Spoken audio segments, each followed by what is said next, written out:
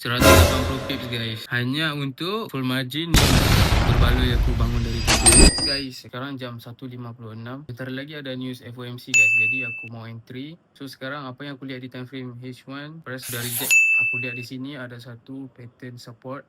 First touch, second touch, third touch, dia udah bagi rejection guys. Jadi di time frame M5 aku jumpa konfirmasi trendline breakout. Price retrace ke bawah, compression, and then buat satu trendline breakout di time frame M5. Jadi ini satu konfirmasi untuk aku entry buy guys. FOMC kira-kira lagi 3 minit untuk news, cut rate news. Jadi kita tunggu jam 1.59 untuk news, baru aku ketik entry buy guys. Yes, sekarang lagi 1 minit untuk news.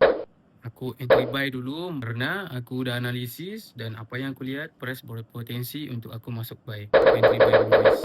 4, 3, 2, 1. Spike guys. Spike. 140 pips guys. News jam 2 pagi. Analisa kita di time frame H1 dan juga trendline breakout konfirmasi di time frame M5. 140 pips guys. Jadi udah profit aku mau pada all. Terus mau tidur guys. 180 pips. Terbaloi aku bangun dari tidur. Hanya untuk full margin news. Akun aku udah flip. Sekarang aku mau flip. Kalau setup news aku, masuk profit aku, ketik link di bio, ketik 3 titik open browser. Kita full margin news sama-sama. See you next news guys.